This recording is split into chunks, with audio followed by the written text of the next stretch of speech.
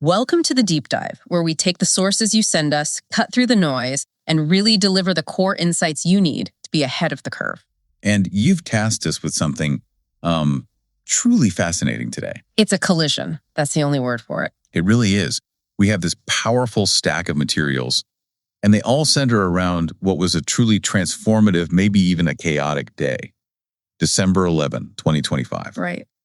This was the moment where the incredible velocity of technological advancement, big tech launching its most ambitious models yet collided head on with a massive and decisive shift in federal policy. A policy that was designed specifically to maximize that speed. It's a feedback loop. Exactly. So our mission today is to analyze these simultaneous forces that are shaping the future of AI. On one hand, you've got this high-stakes AI arms race. It's a frantic scramble, really, between Google and OpenAI to build the fastest, the most capable foundational model. And on the other hand, at the exact same time, you have the government establishing a brand new single national regulatory framework. And the goal of that framework, which is stated right there in the sources, is to ensure that the technological speed continues, largely unchecked by local or state laws. So we really need to unpack the interaction between these three core elements. First, you have the foundational models themselves, Google's Gemini Deep Research and OpenAI's GPT 5.2, which define what's even possible. The technical capability. Right. Then you have their immediate practical impact on emerging creative fields. We're talking motion animation and the rise of this idea of the digital faceless brand. And finally, the third piece is the new executive order, which is designed to preempt state power and unify the whole regulatory environment. For model developers, for AI creators, for you, understanding how this new legal and technical reality interacts. It's the difference between leading the market and being left completely behind. So we are diving deep into these dueling releases, including the hotly anticipated GPT 5.2, codenamed Garlic. We'll get into why it's called that. We'll also look at the revolutionary applications these models immediately enable for creators. I want you to think about professional-grade animation, but accessible to absolutely anyone. And then there's the high-stakes political battle to set this single, unified federal AI standard. This is the moment where the guardrails were supposed to be set. They were supposed to be. But instead, it seems the government just decided to widen the track and remove all the speed limits. Yeah, that's a perfect way to put it. Okay, let's unpack this. Yeah. Let's start with the technology itself, because the timing here is it's too perfect to be a coincidence.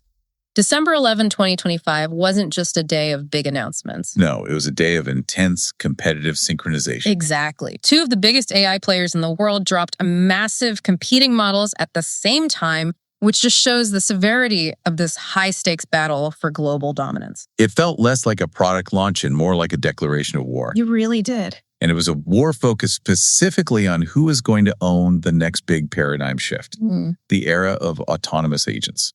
That's the key context. You can feel the competitive tension in the sources. It's so thick, it actually defines their product strategy. It does. Take Google, for instance. They didn't just release a new creative chatbot. They made a very specific, very strategic move. They released what they're calling a reimagined version of its research agent, Gemini Deep Research. And it's based on their Gemini 3 Pro model, which was already incredibly powerful. Right. So this is a surgical strike. It's aimed at complex enterprise-level tasks, not just, consumer chat. Okay, so when they say the purpose is highly specialized, what does that actually mean in practice? It means it's designed for synthesizing massive amounts of information. Handling extremely large context dumps within a single prompt. These are tasks that historically would have required a human domain expert and hours, if not days, of effort. So we're moving the technology away from being a kind of glorified search engine. Exactly. And positioning it squarely as an autonomous professional assistant. That's the leap.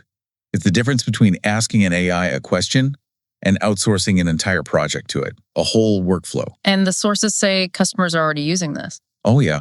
Google's internal documentation confirms their customers are using this agent for really high consequence tasks.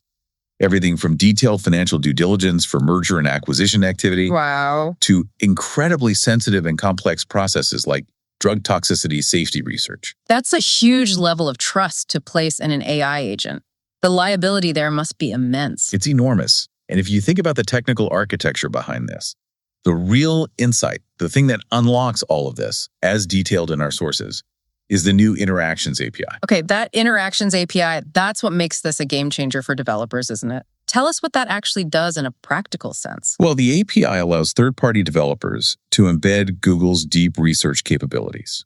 Its ability to reason, to synthesize, to research directly into their own applications. Give us an example. Okay, so imagine a legal tech company. Mm-hmm. They can integrate this API, and that allows their users, lawyers, paralegals, to instantly deploy a research agent to sift through, say, 10 years of case law. Right. And then summarize the jurisdictional risks for a new product, all from within their own proprietary platform. It's an aggressive positioning for what everyone is calling the agentic AI era. So instead of a developer having to build their own research engine from scratch, which is incredibly difficult, Impossible for most. they just plug into Google's deep research engine through the API, and suddenly their app has world-class autonomous research capabilities. It's essentially distributing Google's intelligence across the entire software ecosystem. Mhm. It makes their brain the default brain for thousands of other apps. And that ties directly into Google's own internal integration plan, right? They're not just selling this to others. Not at all. The sources confirm they plan to bake deep research into everything. Google Search, Google Finance, the Gemini app, Notebook LM. The specific goal is a future where AI agents, not humans, do the actual Googling. So you don't search anymore. You command an agent to discover and synthesize the answer for you. Precisely. It's a transition from being a static information retrieval tool to being an active information processing partner. But for tasks like due diligence or drug research, reliability is everything. If the agent makes one mistake in a long chain of reasoning, the whole output is invalid. Potentially, dangerously so. Absolutely. And that brings up the perennial problem of hallucination. The AI just making things up. Exactly. And that's why Google heavily emphasized that deep research benefits from Gemini 3 Pro being their most factual model. Hallucination, where the large language model generates plausible but completely fabricated information, is a death blow to these agentic tasks. Why is hallucination uniquely problematic for these new agentic tasks like deep research compared to just, say, a simple creative writing prompt? It's because of the depth and the duration of the work. If you ask an agent to perform complex drug toxicity research, that process involves, maybe dozens of distinct reasoning steps. Like what? Searching databases, reading scientific papers, cross-referencing contraindications, synthesizing findings. These are long-running, deep reasoning tasks. The source highlights the critical danger here. Which is? The more autonomous decisions the LLM has to make, the greater the chance that even one single hallucinated choice, say, it misinterprets a chemical reaction or worse, cites a fake study it made up, that one error could fundamentally invalidate the entire outcome. The whole project is compromised from that one mistake. The integrity of the whole long-term multi-step process hinges on eliminating even tiny errors early on.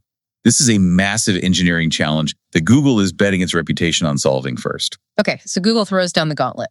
A highly specialized, reliable, and deeply integrated research agent focused on long-term autonomy. And then on the very same day, OpenAI launches its competitive response, the highly anticipated GPT 5.2, codenamed Garlic. The codename Garlic is interesting. It implies something foundational, maybe pervasive, something that's in everything. But that was almost overshadowed by the sheer intensity of the competitive push behind the launch. This release wasn't just proactive, it was reactive, wasn't it? The sources indicate that recent launches by rivals like Anthropic and Google had triggered a deep sense of corporate urgency at OpenAI. A code red, that's the term they used internally. An internal code red effort, that's serious. That means they essentially sidelined other projects to focus all resources, all hands on deck, to rapidly improve ChatGPT just to maintain their market dominance. Exactly. When a company with OpenAI's valuation, we're talking hundreds of billions of dollars, declares a code red, it signals existential pressure. They felt they were falling behind. And CEO Sam Altman's comment that he expects to exit this state by January, right after the 5.2 launch, that indicates this model was designed specifically to alleviate that pressure. The goal was to reclaim the generalist crown, to be the best at everything for everyone. And what defines that crown, according to them? What makes 5.2 the best generalist? Well, OpenAI calls it its strongest AI model yet for everyday professional use. So unlike Google's specialized deep research, 5.2 is designed to be the generalist champion. It's meant to excel across the broadest possible spectrum of enterprise and consumer tasks.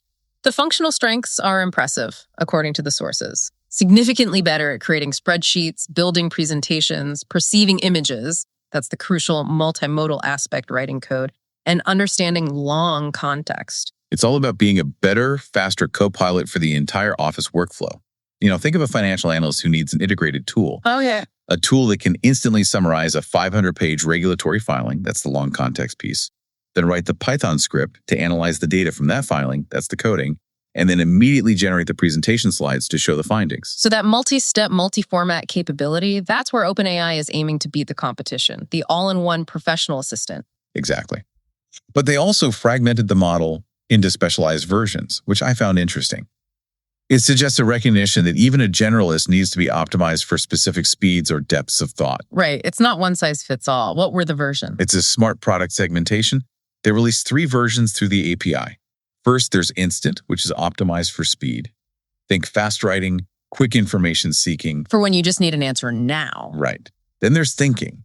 This one's designed for superior performance in structured, deep work. So complex coding, strategic planning, multi-step reasoning. More like Google's deep research, but for a generalist context. A little bit, yeah. And finally, there's Pro, which they claim delivers the highest accuracy for the most difficult high-stakes questions, the absolute top-tier model. The segmentation lets developers pay only for the level of intelligence they actually need, rather than, running a max power model for a simple task. It's more efficient, more cost-effective. Okay, let's pivot now to the battleground where these two titans clash, the benchmark wars. This is where it gets really interesting. It is. December 11, 2025 wasn't just a day of simultaneous releases. It was a festival of dueling press releases, each one filled with proprietary and industry-recognized benchmarks designed to prove, beyond a shadow of a doubt, their superiority. The benchmarks are the currency of this arms race. They're the scoreboard. And they were weaponized immediately on launch day. So let's walk through Google's strategy here. How did they try to prove deep research was the best? Well, Google needed to prove its specialization. So they didn't just use existing tests. They developed entirely new ones specifically designed to validate their agentic research angle. They created the tests they knew they could pass. Pretty much. First, they created Deep Search QA. It's a proprietary benchmark that explicitly tests a complex multi-step information seeking and synthesis. It's the perfect test for deep research. Of course. They also tested on Humanity's Last Exam, which is a respected independent benchmark covering general knowledge and niche tasks, and BrowserComp. BrowserComp, what's that one test? That one's really important for the agentic future. It tests an AI agent's ability to perform tasks autonomously within a web browser, mimicking real-world agentic behavior. Can it book a flight? Can it fill out a form? That kind of thing. And in a move that surprises absolutely no one in the AI race, Google's new agent bested the competition on its own proprietary benchmark, Deep Search QA. And also narrowly won on Humanity's Last Exam. But the sources revealed a fascinating twist. Oh. OpenAI's ChatGPT-5 Pro was a surprisingly close second in both of those categories. And critically, it slightly beat Google on BrowserComp. Wow. So what does that suggest? It suggests that while Google may have a superior engine for highly factual synthesis, for that deep research, the overall race for general agentic capability and AI that can just navigate the messy, unpredictable web like a human is still fundamentally neck and neck. So OpenAI immediately countered with its own set of victories, right? Using benchmarks that align with their goal of professional generalization. Immediately. GPT 5.2 talks major industry benchmarks like SW Bench Pro, which evaluates complex agentic coding performance, and GPQA Diamond, which is a recognized graduate-level scientific reasoning benchmark. They're targeting the high-end professional user with those tests. Completely. And their evidence for professional utility was compelling. On a benchmark they released earlier called GDP-Val, GPT 5.2 either beat or tied top industry professionals on a staggering 70.9% of well-specified tasks. 70.9%. If you're a venture capitalist looking to deploy a new professional automation tool, that 70.9% metric is incredibly seductive. It's a clear signal of ROI. But the benchmark wars immediately devolved into public contradiction, which is where the marketing element becomes painfully clear. Anthropic's model, Opus 4.5, had actually scored higher than GPT 5.2 on a different coding test. A test called SWE Bench Verified. Right. And what was OpenAI's response to that? It was immediate and completely dismissive. They put out a statement arguing that SW Bench Verified was less contamination-resistant, challenging, diverse, and industrially relevant than their own preferred benchmark, SW Prep Pro. So your test is bad, our test is good. Essentially, yes. And what this signals is a fundamental problem for anyone trying to objectively measure progress. The benchmarks are rapidly becoming customized, often proprietary marketing tools. They're designed to highlight a competitor's weakness while confirming your own model's specialized strength. The insight drawn from the source material is powerful here. These benchmarks, the very things designed to measure progress, were basically obsolete the moment they were published. Totally. What does that breakneck pace imply about the state of investment and long-term development in this space? It implies a winner-take-all environment that is fueled by immense financial pressure. I mean, OpenAI needs to justify a staggering $500 billion valuation, and they have plans for over $1.4 trillion in future spending. $1 trillion, it's hard to even comprehend. And when that much money is riding on perceived superiority, incremental improvements are not enough. You need exponential technological leapfrogging. And you need to control the narrative through the benchmarks you define and dominate. So the race is less about building the perfect model and more about building the one that appears to dominate the market right now. Exactly. The implication for you, whether you're a developer or an investor, is that you can no longer rely on a single headline benchmark score. It's meaningless on its own. You have to dig deeper. You have to. Sure. You must examine who created the benchmark, what precise skills it measures, and whether it actually aligns with the specific agentic tasks your application needs to perform. This high velocity creates market confusion, but it also simultaneously guarantees rapid product evolution. It pushes capability forward on an almost daily basis. That's the engine running at warp speed, an environment of both instability and breakthrough. It is. Now, let's look at what happens when that engine is fitted into a user-facing product, specifically in the creative world. Okay, we're going to transition now from these massive foundational models, the engines like GPT 5.2 and deep research, to the immediate, practical, creative applications that they enable. This is where it gets real for a lot of people. It is. These advanced models are instantly translating into tools that give every single creator what the sources are calling superpowers, specifically in animation and video production. This is completely democratizing areas that were, until very recently, prohibitively expensive, time-consuming, and required deep technical skill. The critical shift here, the real unlock, is overcoming the barrier of motion. For years, the cost of generating high-fidelity animation required, dedicated rendering farms, specialized software, often expensive motion capture gear. A whole team of people. A whole team, exactly. The new wave of AI animation tools just eliminates those traditional barriers, allowing a solo creator to compete with a small studio. Okay, so let's look at the tools detailed in our source stack, starting with Grok Imagine, which is powered by XAI. The core function here is just revolutionary. It's the ability to generate realistic, professional-grade animation from just a single static image. Think about the typical animation workflow. It's so complex. You create a character, often called an avatar or a digital asset.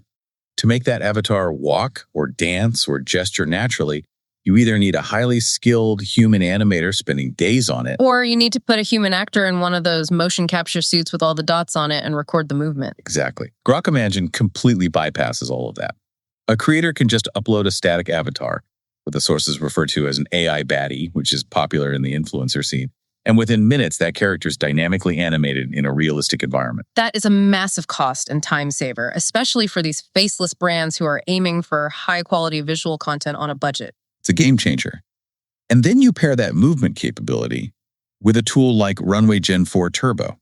This one is positioned as the lightning-fast AI video generator that handles all the complex scene setting, the lighting, and the transitions. So Grok Imagine does the character, Runway does the world around them. That's a great way to put it. Runway Gen-4 Turbo allows a creator to just describe an entire scene. You could type, a rainy New York street at night, neon signs reflecting off the wet pavement. And it just makes it generates that high-quality scene in minutes. It adds smooth motion, cinematic lighting, custom transitions, all based on that simple text description. For content creators who need to churn out fresh, eye-catching content constantly, which is the absolute requirement for social media success, this is transformative. You're reducing a week-long production cycle to a single afternoon. Or less. So how are creators actually taking advantage of this integration? The source provides a brilliant practical use case. It's centered on faceless brands and this exploding AI influencer market. Yeah, the specific example is an AI influencer brand called Pixel Baddies. They used Grok Imagine to launch an incredibly successful series of animated reels on social platforms. What were they doing in the reels? They animated their stylized avatars, walking, posing, even running through these virtual fashion shows and futuristic cityscapes.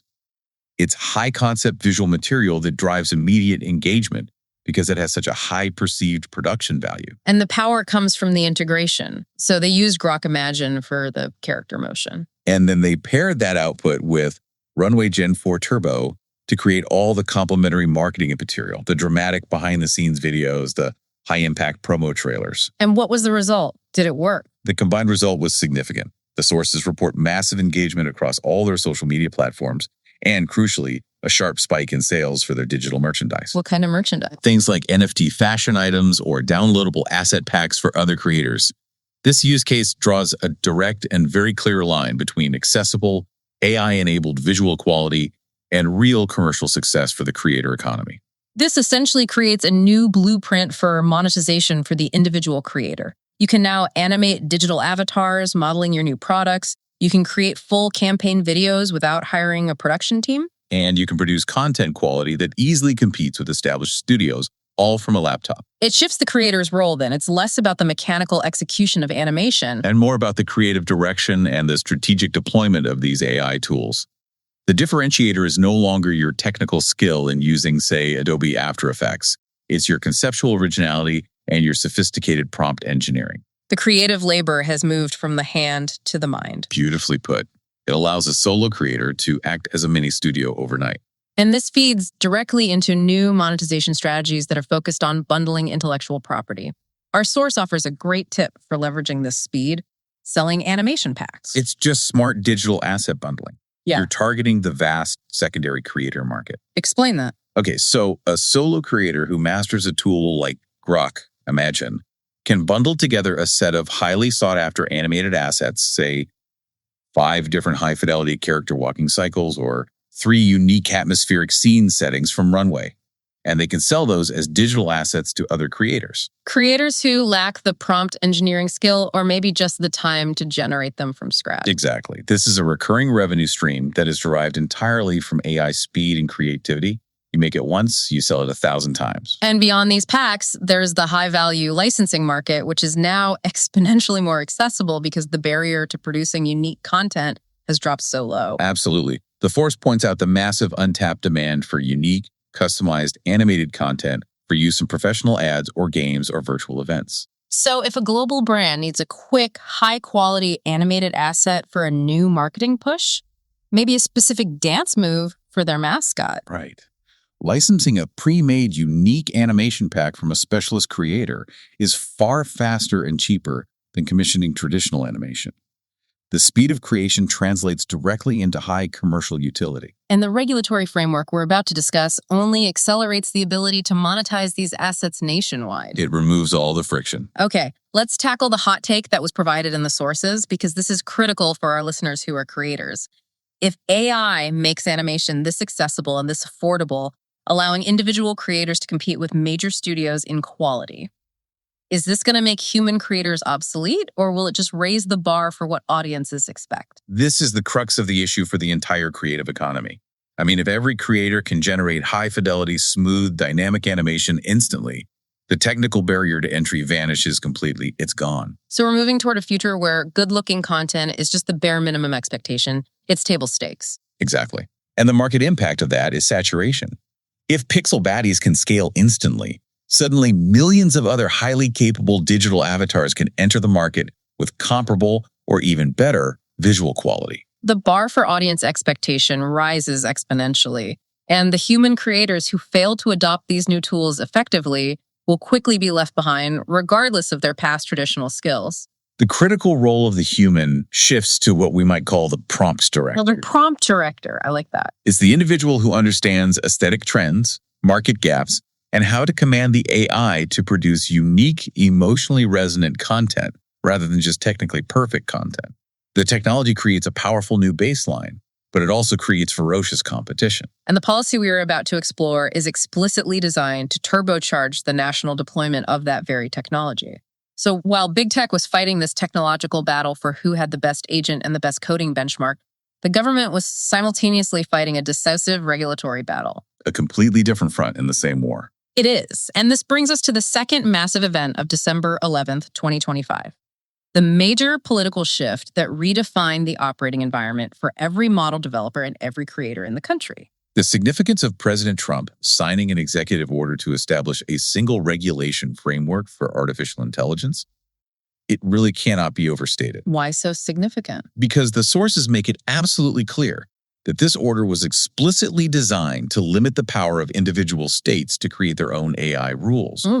It is a fundamental choice to prioritize velocity over fragmentation. And the stated imperative of the executive order is remarkably blunt about that. It prioritizes the global AI race above any localized regulatory concerns.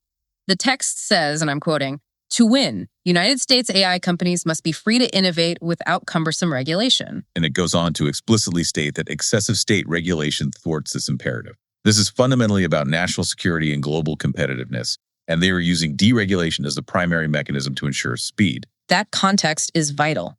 This move represents a huge political victory for the major tech companies, OpenAI, Google, xAI, and also for influential venture firms like Andreessen Horowitz. All of whom have been aggressively lobbying to prevent exactly that. A patchwork of 50 different state-level liability and consumer protection regimes. I mean, you can imagine the legal impossibility of deploying a Gemini deep research agent for financial due diligence if the standard of liability was completely different in California, New York, Texas, and Florida. It would be a nightmare. Proponents argued, and apparently argued convincingly, that this fragmentation would create so much compliance overhead that it would fundamentally hinder the U.S. in the global AI race. Ceding ground to more centrally regulated or even less regulated competitors abroad. Precisely. The White House move was aimed squarely at preempting big, Democratic-led states like California and New York, which are usually the first to enact strict consumer protection, data privacy, and algorithmic transparency rules.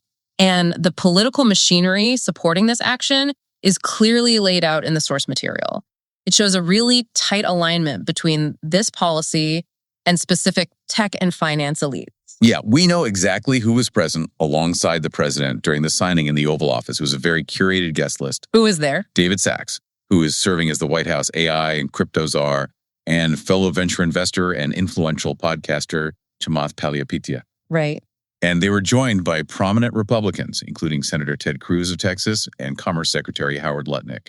This gathering is not accidental. It's a very visible affirmation of the administration's alignment with this high-velocity, centralized tech narrative. But this centralization wasn't a sudden regulatory lightning strike, was it? It was the culmination of massive, sustained lobbying efforts. That's right. The source material notes that AI companies have been opening offices near the Capitol and launching campaigns through a super PAC that has pledged at least $100 million to spend on the 2026 midterm elections. $100 million. This is a highly capitalized, highly organized political effort. And it was designed specifically to ensure a favorable, unified regulatory environment that minimizes friction for the nationwide deployment of new models. And we should recall the history here. A previously proposed 10-year ban on states regulating AI was initially included in a major Republican spending bill. But it was cut out back in July of 2025 due to some legislative friction. They couldn't get it through Congress. So this December 11th executive order essentially achieves the same preemption goal, but through executive action. It bypasses the slower, messier process of legislative maneuvering. It's an end run. It's designed to guarantee the speed of regulatory alignment. Now let's talk enforcement, because a federal order is only as powerful as its teeth.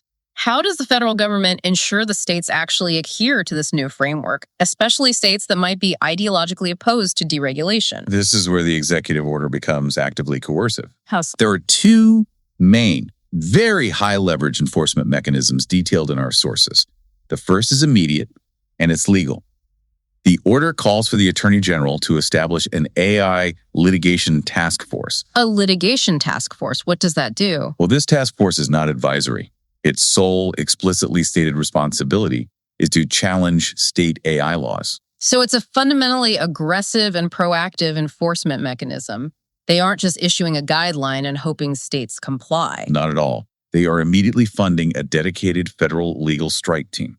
And it's designed to actively take states to court to strike down any local AI regulations that attempt to diverge from the national framework. So a state like New York, for instance, might draft a strict AI law, only to find themselves immediately facing a powerful federal legal challenge funded specifically to invalidate their efforts. Exactly. And that legal pressure is coupled with the second mechanism, which is arguably even more coercive because it uses financial leverage tied to essential infrastructure. Okay, what is it? The order mandates that within 90 days of the signing, the Secretary of Commerce must specify conditions under which states may be eligible to receive remaining funding under the Broadband Equity Access and Deployment Program. The BEAD program. That is an enormous piece of federal funding. It's, $42.5 billion intended primarily for expanding high-speed internet access in rural, often underserved areas. Crucial infrastructure money. It is. And that is the crucial point. The federal government is linking AI compliance directly to crucial rural broadband infrastructure funding. So they're tying regulatory adherence, the willingness to not pass conflicting local AI laws, to BEAD money. Which creates immense pressure on states, regardless of their political alignment. Yeah. If a state chooses to pass its own strict AI liability law, it now risks losing billions in essential infrastructure investment for its neediest areas. That turns the single regulation framework from a federal preference into a mandate backed by devastating financial leverage. It effectively removed the ability for states to act as regulatory laboratories, forcing the entire nation to operate under one set of rules immediately. The overriding political priority is clear. Facilitate the fastest possible national deployment of AI models like GPT 5.2 and deep research. The entire system, top to bottom, is now optimized for the velocity of big tech deployment, regardless of local regulatory concerns over things like algorithmic bias, consumer data protection, or deepfake liability. Okay, this final section is where we synthesize all this data. We have the fastest, most agentic, highly competitive models ever released, designed for professional use. At the same time, we have a political reality designed to maximize their national deployment speed by centralizing all regulation. So what is the combined effect of big tech's velocity and this new regulation on the future of AI models, the developers who build them, and importantly, the creators who use them? Let's start with the model developers, OpenAI, Google, and the others in this arms race. The federal preemption established by the executive order is a massive competitive advantage. It immediately reduces their overhead. How does this specific regulation impact the development of a product like Gemini Deep Research? Let's get specific. Well, because deep research is designed for these high-stakes, multi-step agentic tasks, like financial or medical due diligence, it carries a high potential for liability if it hallucinates or makes a consequential error. Right. Without the executive order, a state like California might have quickly passed laws imposing strict liability standards. And that would have forced Google to maintain different versions of deep research or to severely limit its capabilities based on state lines. But because of the single national framework, that threat is gone. Precisely. Models like GPT 5.2 and deep research can now be developed and deployed nationwide with a single legal standard in mind. This simplifies their business model immensely. It reduces the legal risk associated with multi-state deployment. And it ensures they can focus their, $1.4 trillion in planned spending purely on capability, not on multi-jurisdictional compliance. The regulation directly aligns with, and frankly protects, the industry's singular goal, maximizing innovation speed to compete globally. The relentless pace of the benchmark wars, the code red efforts, all of this high-velocity development is now protected and encouraged by this federal framework.